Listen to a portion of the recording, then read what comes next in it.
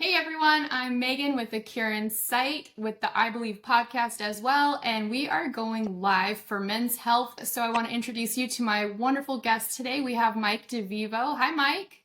Hi, All right, tell us a little bit about yourself. What do you do? I grow beards. I did this at the beginning. I stopped shaving at the beginning of the month, and now I'm here. Um, I'm Nice. just kidding. I run Vivo Training Systems. It's a health and wellness company in the DMV area, and then I also provide services to companies throughout the U.S. and individuals throughout the world through our online services. And we do that in a myriad of ways. And I've been working, full time with our company since 2016 with my wife. And then she went full time with us in about a year and a half, 2 years later. So we both run our company together. We got 2 kids. We live in the Northern Virginia region. And I'm just trying to help people get healthier, build strong habits, and help themselves get into a routine that feels like they're training for their life. Oh, I love that. That's a great approach. That whole full circle health and wellness, your whole mind and body. I mean, it's so important. Yeah, I used to weigh about 300 pounds, and I'm in the low 200s now. And one of the things I noticed, Congratulations. thank you. One of the things I noticed when I lost the weight was how much my motivation for losing the weight changed as I kind of went through it. And Yeah. at first, a lot of times people start for the reasons that are more related to I want to look better, I want to feel better, that kind of thing. But then it became a lot of I want to be able to do things, and I don't want to feel limited by my health to do those things. And I've really kind of run with that with our business, and that's a big mantra of ours, I would say. That's amazing. Do you have a lot of male clients? We have a good amount of male clients. I would say the strength and conditioning field, especially online, is a little bit more skewed towards female clients, probably like 60-40, I would Mm. say. When I do employee wellness programs and stuff like that, that's much more split. That's much more like 50-50, I would say. But most of our individual clients are female, I would say, and then about 40% are male. We actually have a higher male to female ratio than most strength coaches, though. But yeah, men don't usually seek out as much in terms of one-on-one or high touch kind of programs. Most of our men are, it might be this area too, because we got a lot of service members and whatnot, but most of our male clients, we give them a program, we meet up with them every once in a while, and then they do their program and repeat kind of. And most of our female clients are more small group, actually, a lot of And times. why do you think that is? Ah, I think the ladies got it right, honestly. Like they have better priorities most of the time, you know. Yeah. Health is a little bit higher on their priority lists. Functional health, especially like functional strength, is a little bit higher on their priority list. That's what I hear a lot with my female clients. And then because I think one of the other reasons that numbers are that way is my female clients tend to want to do like small group more, and the male clients don't really want to do small group type stuff as much, I would say. Probably So if I have because a the group of females are more three, social. ladies like to work out together. So I have a group of, an example of this would be I have a group of retired women. One of them lives in DC, one of them's in Georgia, and then one of them's in Washington State. And it's really crazy to set up a time that actually works well for all of them at the same time. But we find a time like late morning usually, and they all meet up, and they're all sisters and group workout and whatnot. And I have That's two brothers too, awesome. but they both have their own programs, and they just meet Ah, with me individually.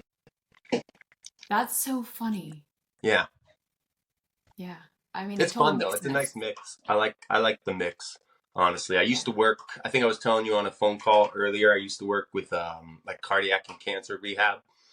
Mhm. As one of my first jobs out of undergrad, and so I went from starting with like elderly rehabilitation type of clientele, And then after that, I went into like youth sports for a little bit, and I did college sports for a little bit, and then went to general population, and then I went to corporate wellness, and now I kind of do a little bit of all of that, I would say.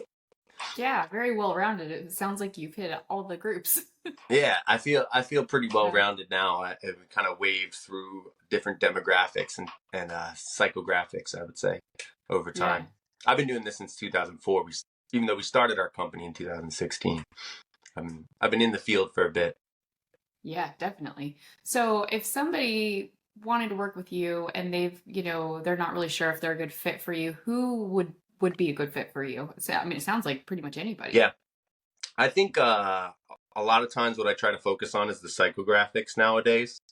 And the best fit for that is usually somebody who feels like they're having a hard time getting into a strength routine, Mm, and their priorities for their strength routine are their daily life and their weekly activities and the things they want to do or the things that they're trying to do that might be hard for them.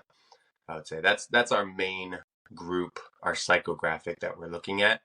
And really that spans across a bunch of demographics, honestly, when yeah. we say it that way. But we don't really focus on, I would say, the typical training things like bodybuilding competitions.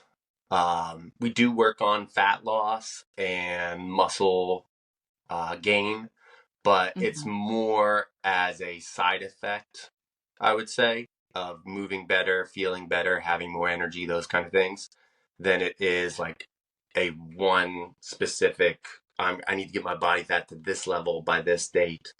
Because I found over time when I work with people like that, and that's really common in the field too, that one, if they do get there, they bounce back really hard because they go so hard in the paint.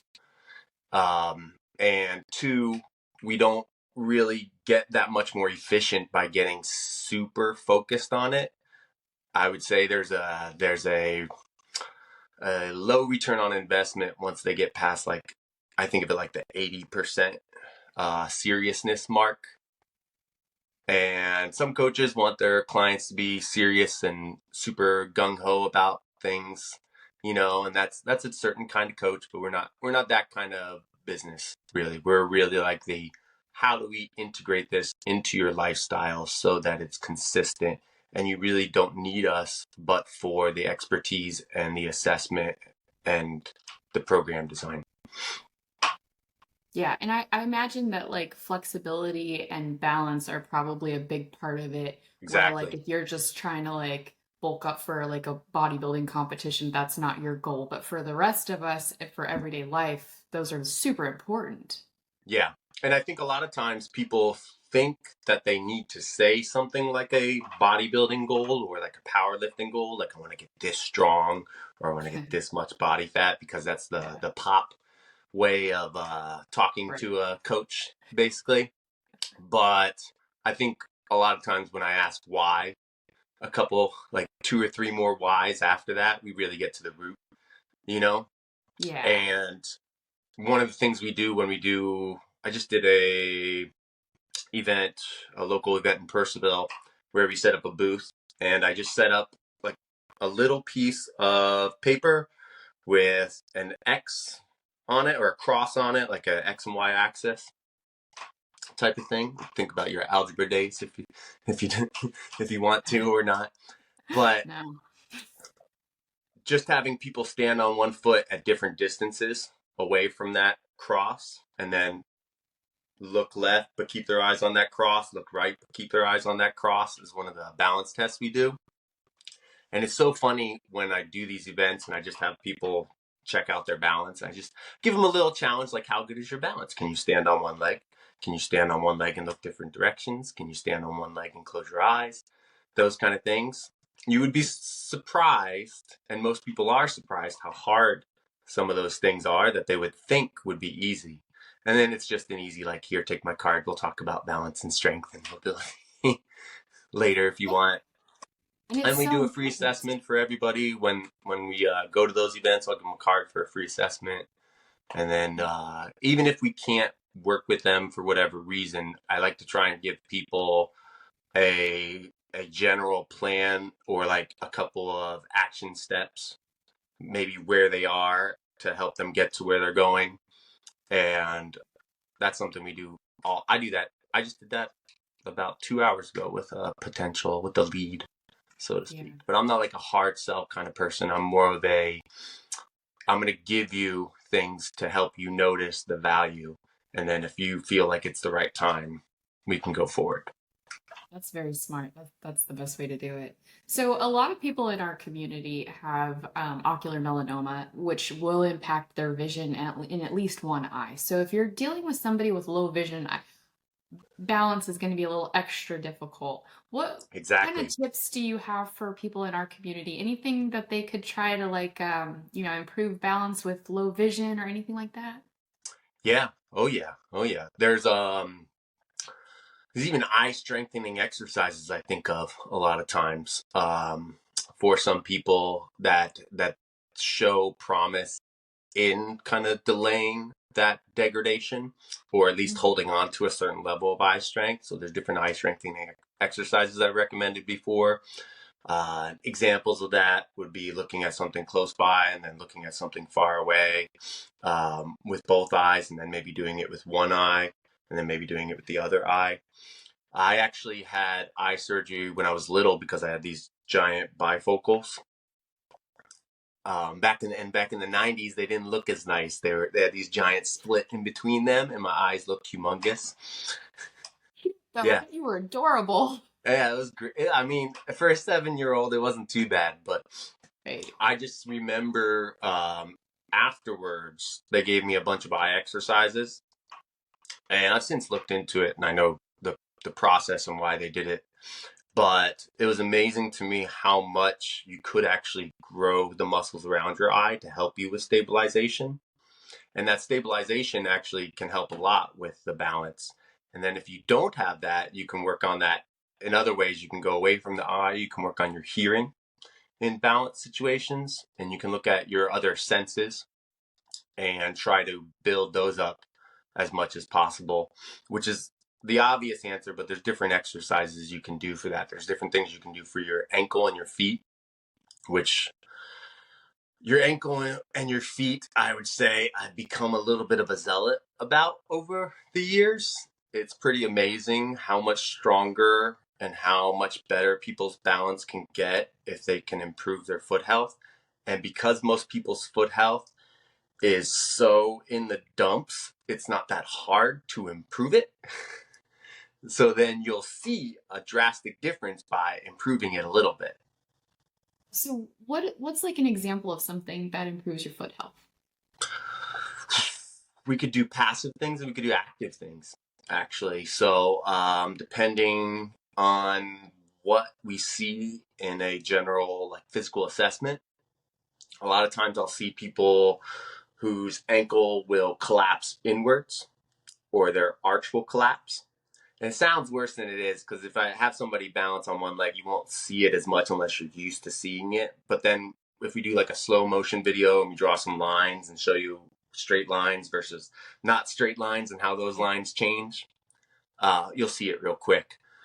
But there's one of the exercises I really like doing. This is a little bit complicated, but you tie a band to your big toe and you anchor that band to something low on the ground, like under a couch or something like that. And what that does is it pulls your big toe away from your foot a little bit. And what you have to do is you have to practice pushing down on that big toe.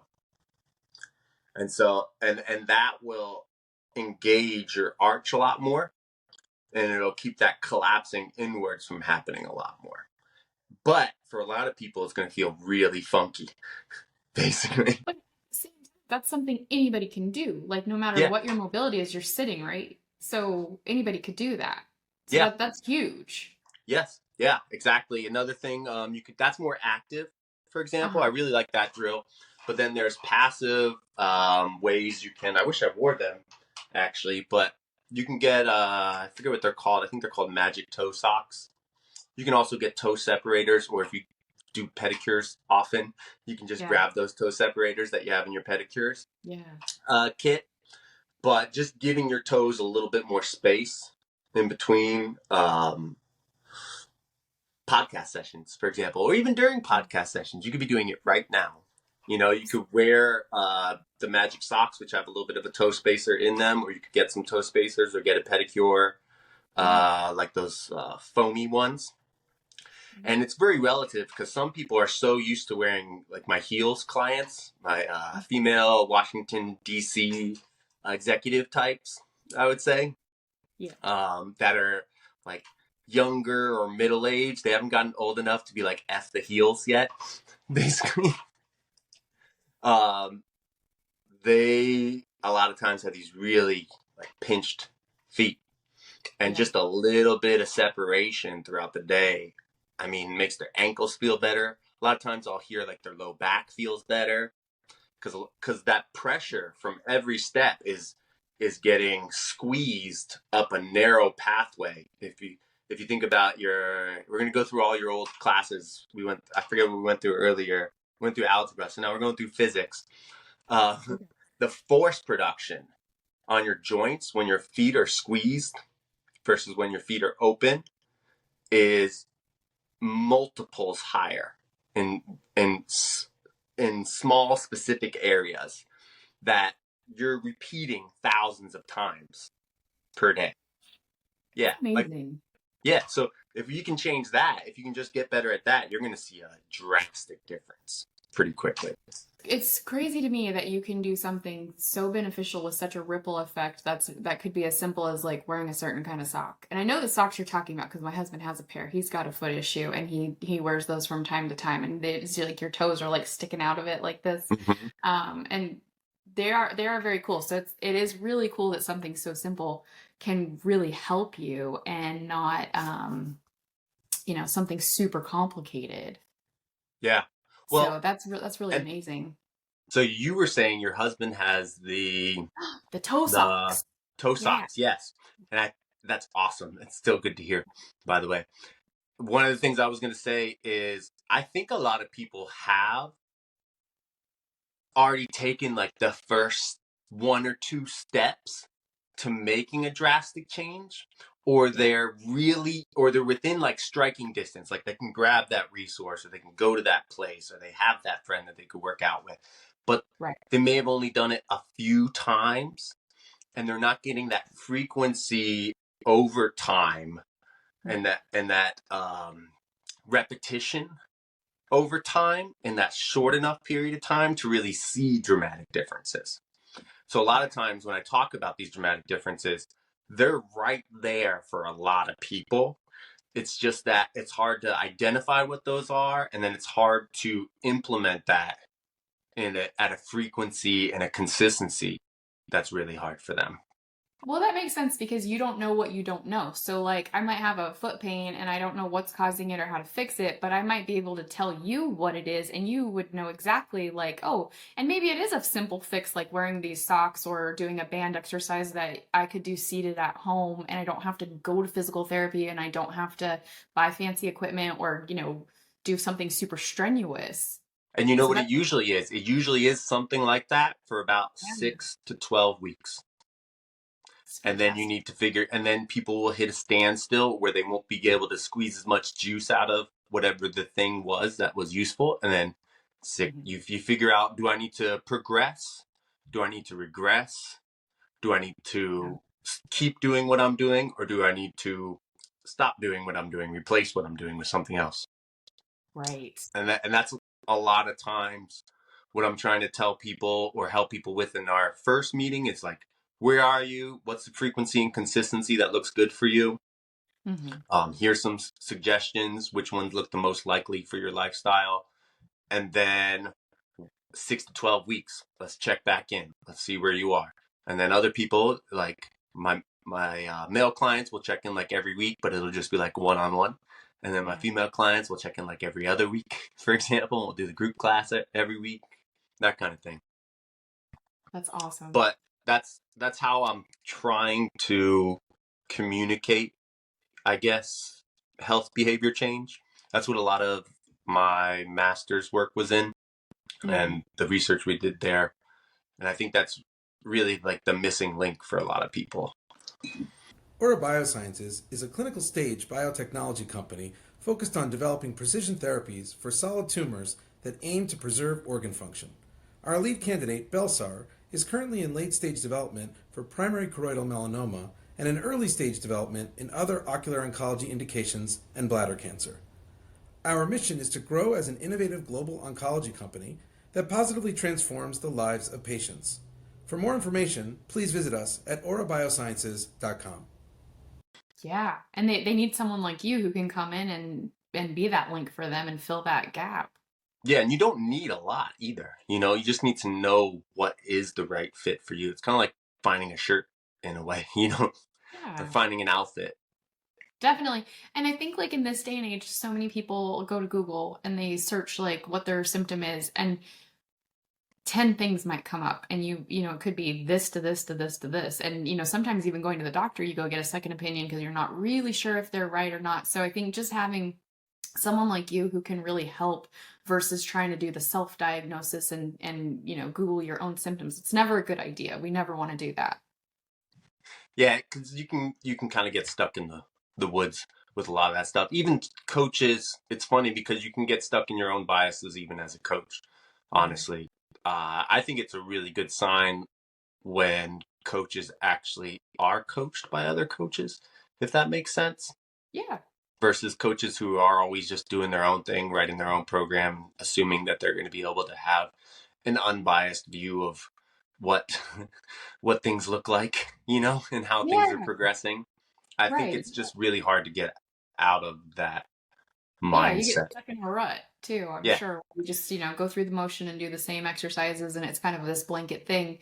You want to keep learning new things, and sort of, in any profession, you want to have continuing education and keep learning like what's new. And, somebody might have a brilliant idea that you just didn't think about. That's something super simple, like one of the things my husband does, which I'm sure is probably something you're familiar with. He just takes a frozen water bottle and like rolls his foot over a Yes. frozen water bottle. That's So old school. And that simple. one's stuck around Yeah. for a long time now. Yeah.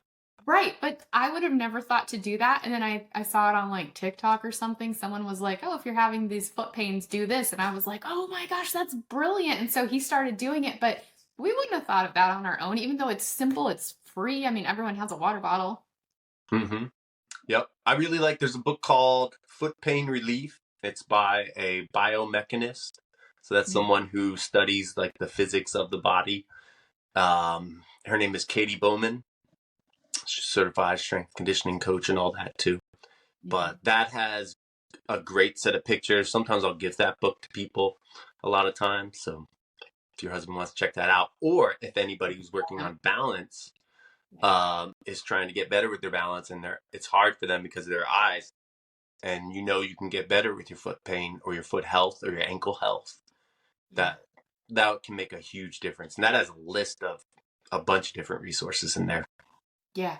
I think especially for people in our community with a vision issue, I think balance and flexibility, right? And hand in hand with balance is going to be so important. And it might be something that they're not even thinking about, that they're thinking about more their sight, not really like how balance could play into a low vision situation.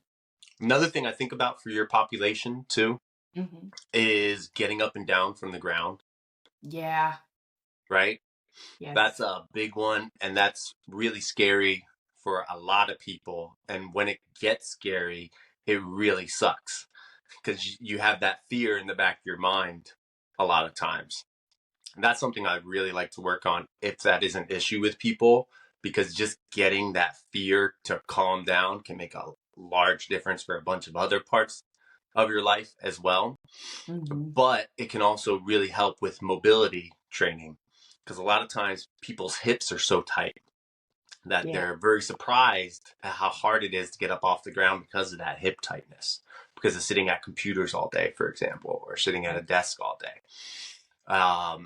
And that's something we focus on with our pretty much everybody, because I don't know anybody who actually can get up off the ground really well at first, except for maybe my gymnast athletes I've had come through. Right. But I think for your population specifically, that's probably something you might see and hear a lot. And that can be really, really helpful for improving your hip mobility.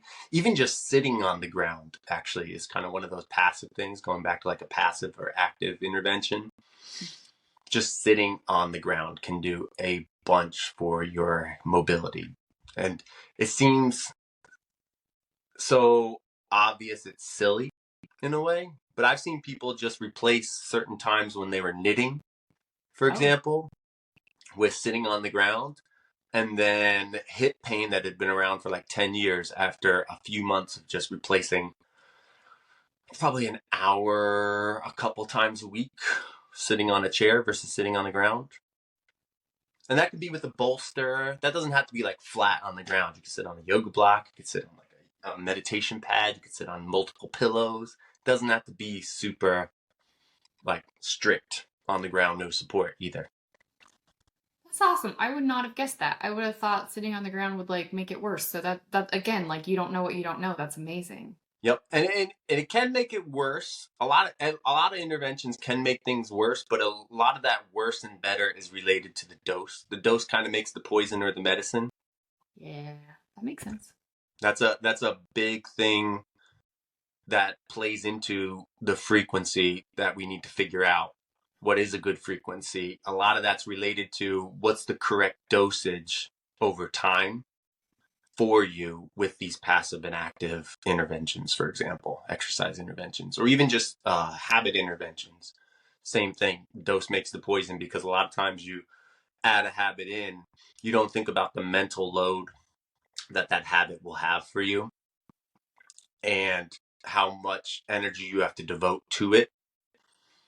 So that's why things like Atomic Habits, have you heard of that book?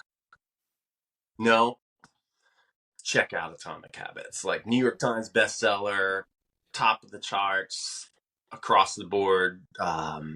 Very smart people love it. It's got a lot of really good reviews. It's all about such small habits that they're the size of like an atom, basically. And it plays off of research that's come out of Stanford from Professor BJ Fogg, who is also amazing, and wrote a book called Tiny Habits.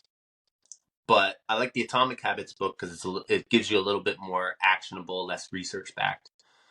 Less research jargoned, I guess is the word I'm looking for. Yeah.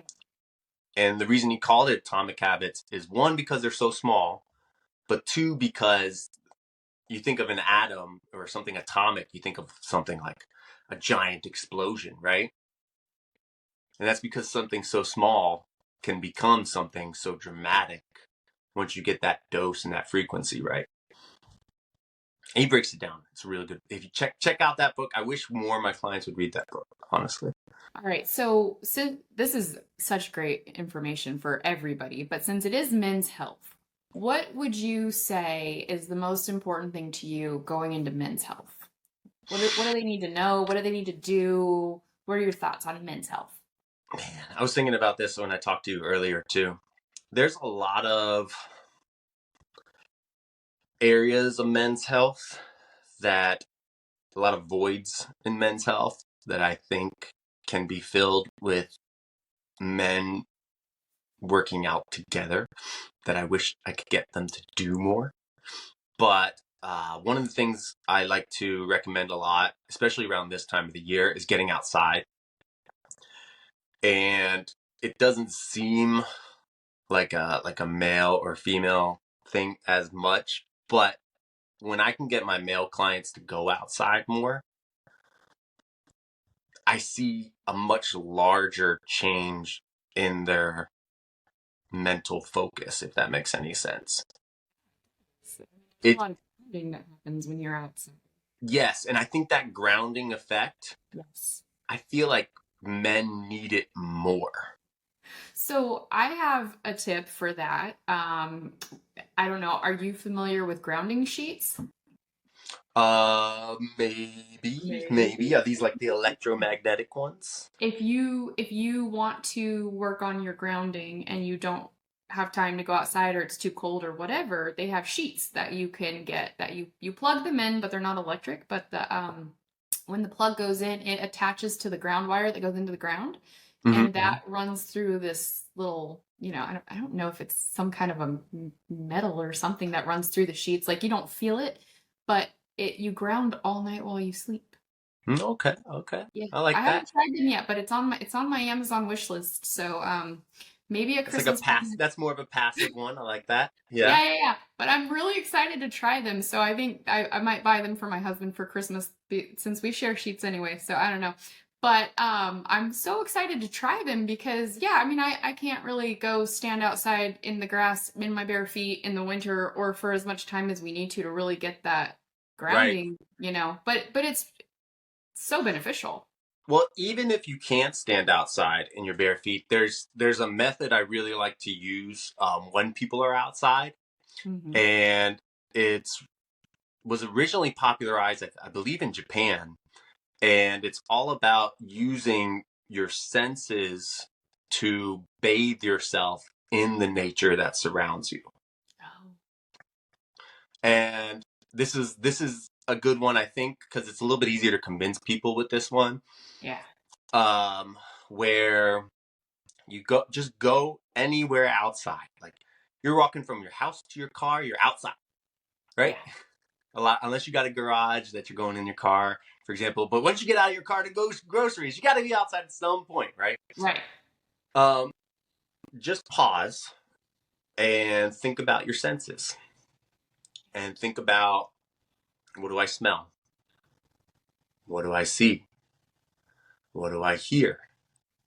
What do I feel? All those things, you pause and you think and you absorb that a little bit, and it gets your body to take the cortisol, that stress hormone, and take your nervous system and tell them to chill out because we're focusing on the nature around us in the now versus all the subjective little things that are kind of running like tabs on a computer with way too many windows open, basically. I think that is extremely useful. I try to do that as often as possible. I'm really lucky because I kind of live out in the country, so I can get outside a lot. But that you can do anywhere. You don't need any equipment, and it takes a minute at minimum. But a lot of times I'll tell people to do that, and they'll stretch it way farther. And that's kind of like a keystone tiny habit, is what I would call that one. Because a lot of times I'll give somebody that habit to work on, and from that, a whole bunch of other habits will flourish, basically. And it's just super simple. It's 1 minute. It's very atomic, Yeah. I would say, and anybody can do it. And I think it's really useful for men, especially because I see when I get men to do that and when men do that, a dramatic change, honestly, across multiple levels. And it's good for your. It's just good for you. It's just straight up good for you. Get outside, breathe some fresh air, or some traffic air, depending on where you are. Castle Biosciences is a proud sponsor of this I Believe podcast. Castle's innovative uveal melanoma tests provide valuable information about the risk of your eye cancer spreading to help you and your healthcare team individualize the management of your disease. To learn more, visit castlebiosciences.com. Just slowing down and taking a few slow breaths will reset your nervous system. I mean, just Mm-hmm. no matter where you are, but especially to do it outside. I mean, Yep. and Yep. it is ripple benefit. You do that, you calm yourself, and then you go into the next situation a little bit calmer, a little bit more open, and it's a huge ripple. Yeah, and I find that specific one, like I've done breathing habits with people, and I followed up with them, and I've worked on that with that. But I find that I give someone something like a like they call it forest bathing, I believe, Yeah. or nature bathing. Hmm. I give the men that more than the just the breathing exercises much. Yeah. I feel like one of the reasons I might be doing that is because it's a little bit more direct. if that makes sense. Like, do this way, go in Right. this order, you know? Some of us need that. Yeah. And that clicks a little, it's a little bit, it clicks more versus when I try and give them the breathing exercises, it doesn't click as much, which the breathing exercise, I love box breathing, by the Yeah. way. Do you know about Wait, box breathing? no.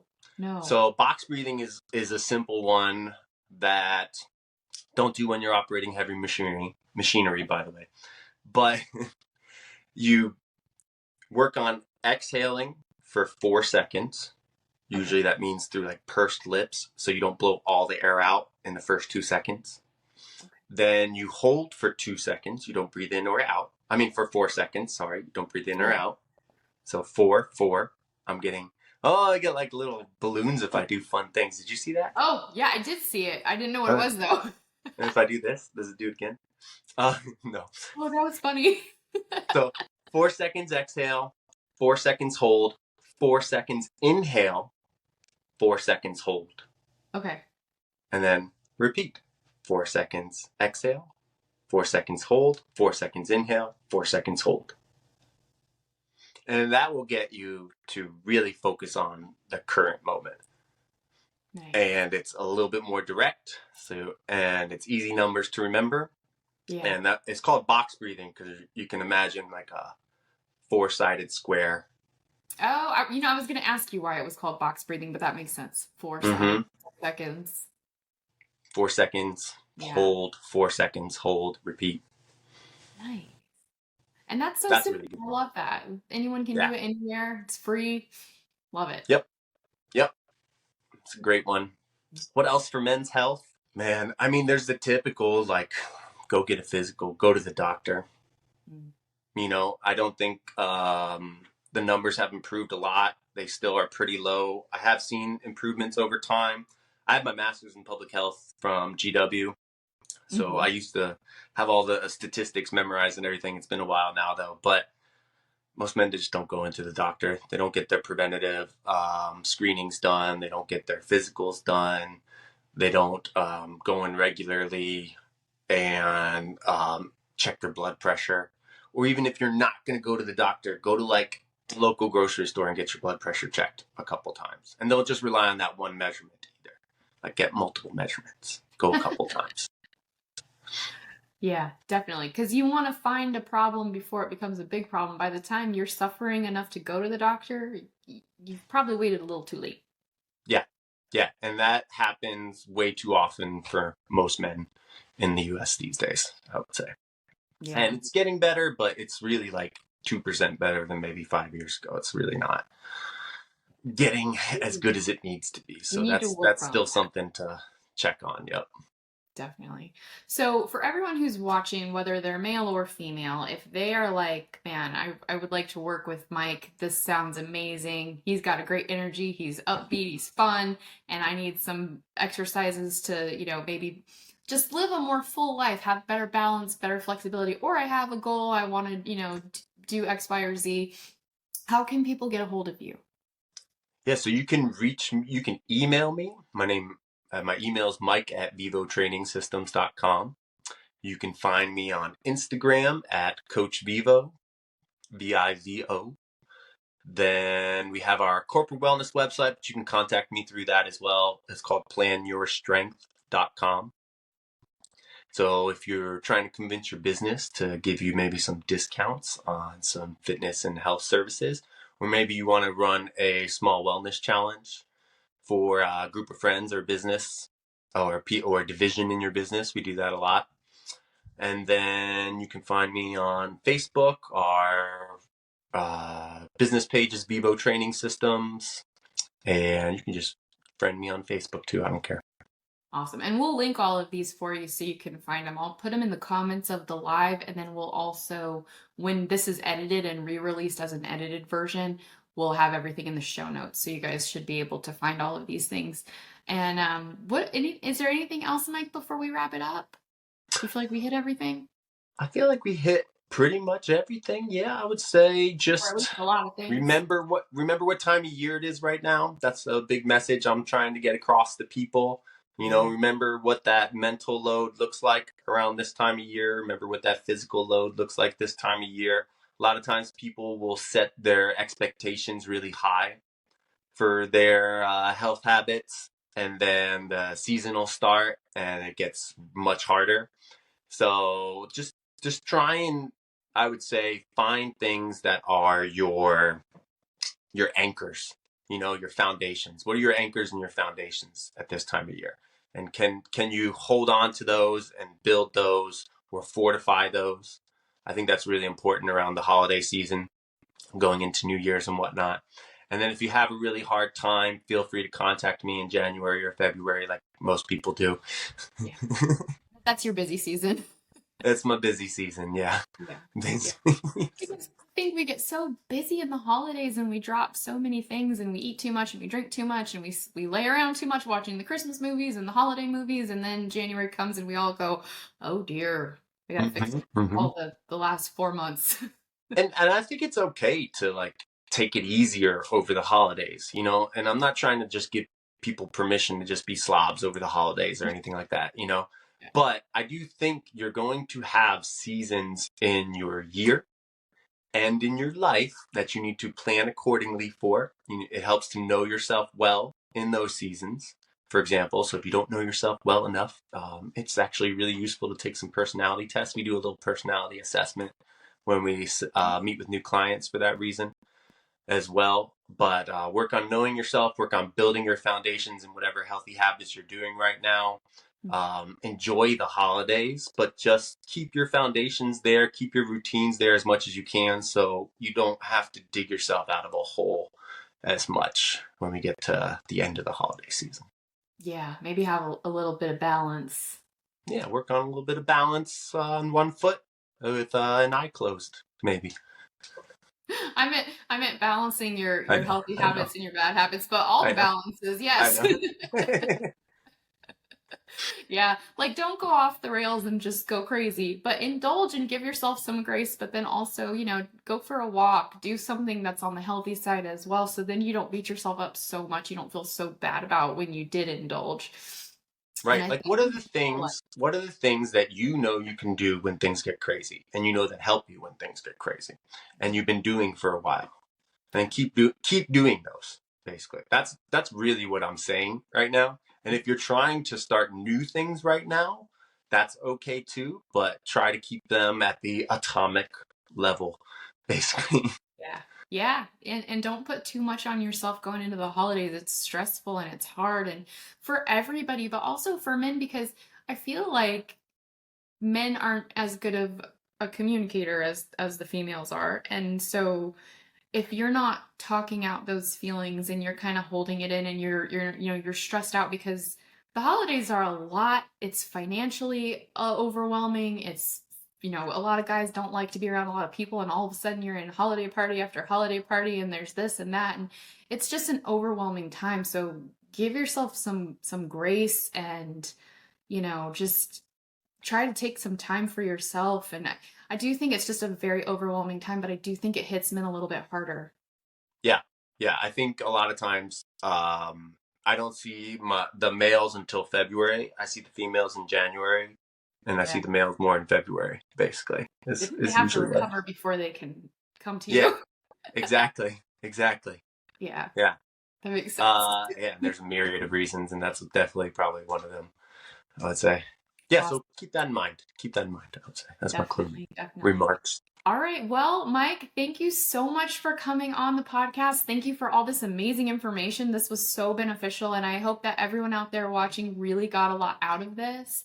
And please reach out to Mike if you'd like to work with him, if you want him to kind of give you a rundown on some things you can work on. I mean, I feel like every single person can use a little bit of help, especially with those things. And please subscribe to our YouTube channel. Please follow us on Facebook, Instagram, LinkedIn, all the platforms that we are on. It really does help us when you subscribe. It really helps us. We are still trying to hit our goal of 1,000 subscribers so that we can monetize our YouTube, and we are getting close. So if you haven't subscribed yet, please do. Or if you have and you have a second email address, or you have a friend Maybe ask them pretty please to subscribe, maybe buy them a coffee if they subscribe. It really doesn't hurt anything. It doesn't spam them or do anything. They can do it and forget about it and never even know they did it if they want to. Or they can sign up for notifications and get our notifications when we do have a new post, which we encourage you to do if you want the information. And we have a newsletter on our website. Please go to acureinsight.org, click at the top to join the newsletter, and you'll get a newsletter once a month. It's not overwhelming, it's just once a month, but it has a lot of great information and kind of keeps you in the loop of what's going on with us and what we're bringing to you. We have a ton of free resources. We have a Zoom meeting every Tuesday night that we invite you to come and just be part of the community and connect with people who are in your same situation.